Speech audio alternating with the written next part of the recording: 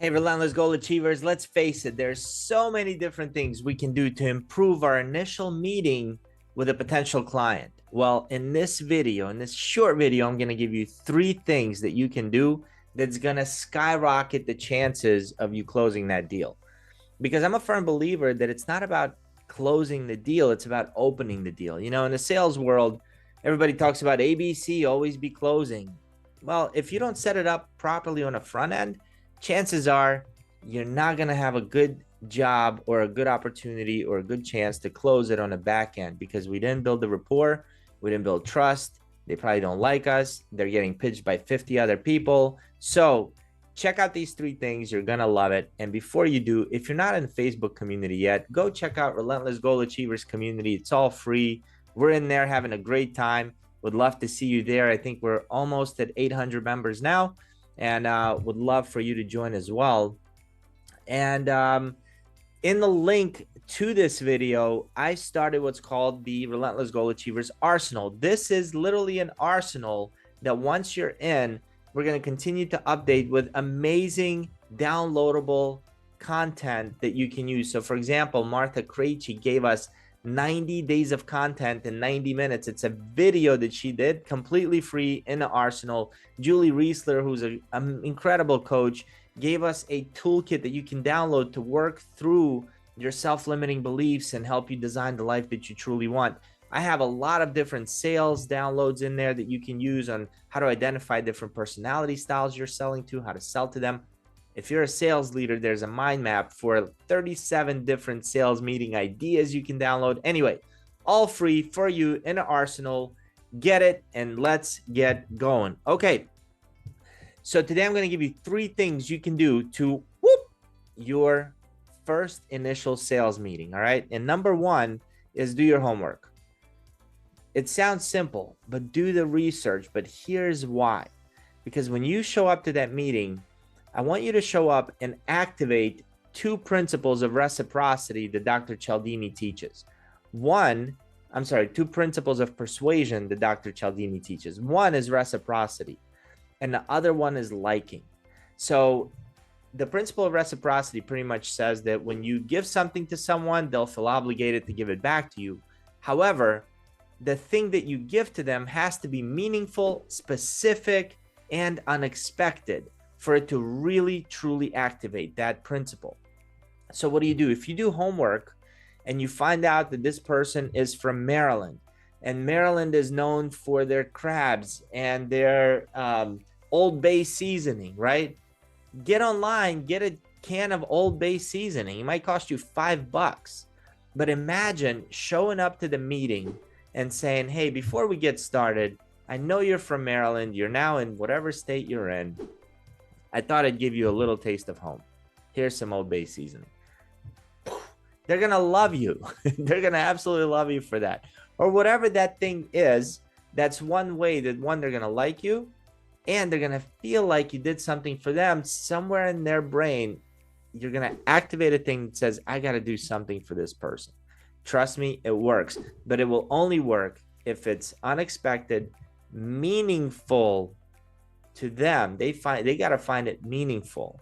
Okay. And that will activate it. All right. So that's number 1. So do your homework, understand who you're meeting with, understand where they're from, understand what they like, don't like, things like that. Because the other way that you can activate the principle of liking and reciprocity is through complimenting. So if you have done your research and you found out that this person started in the mailroom and now they're the chief operating officer, take your time to compliment them on that, right? It's specific to them. It's not a fake compliment. Say, hey, listen, I read up on you. It looks like you've had quite a journey from the mailroom here. Kudos to you. What's the secret? Right? Get them talking about themselves a little bit.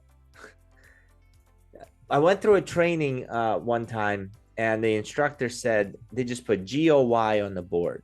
And for those of you who've been following me for some time, you probably know what that stands for. But he said, who knows what this means? What do these letters stand for? Nobody in the classroom knew.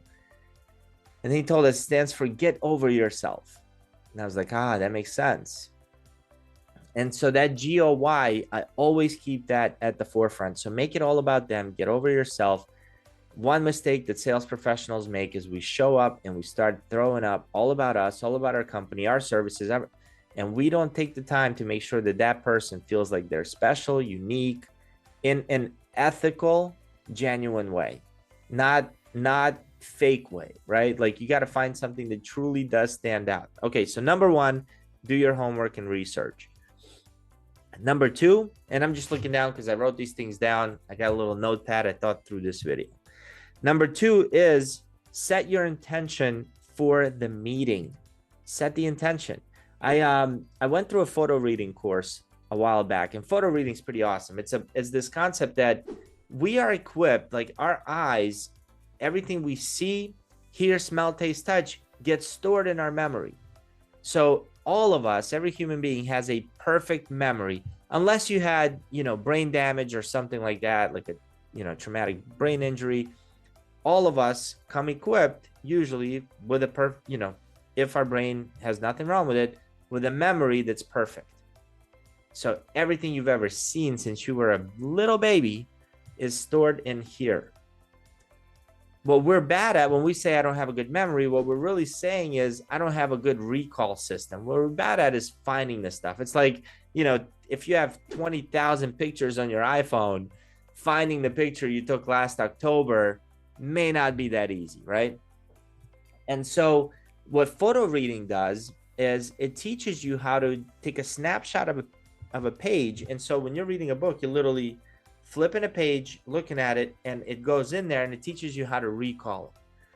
So before the class started, before the instructor was teaching us how to actually photo read, how to focus our eyes, how to do a meditation before, they said, you got to first set the intention for the book.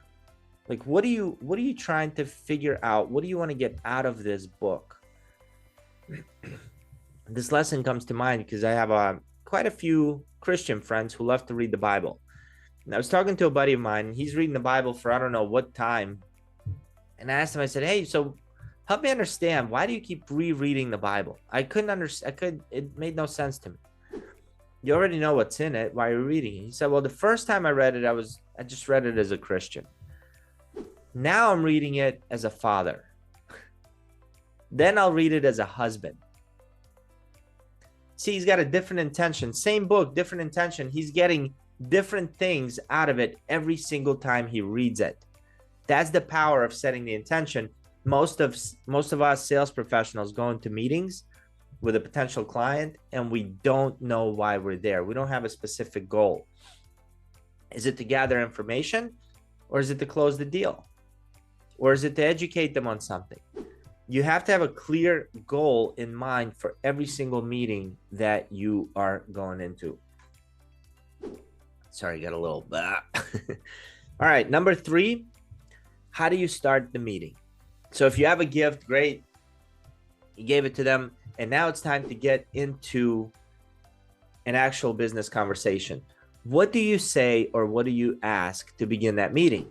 And here's how you start it, because it's very important to understand why the client agreed to the meeting. Chances are you cold called them, somebody made an introduction, whatever it is, you got to come in, take your ego out of the way and say that you have no idea why they said yes to meeting with you.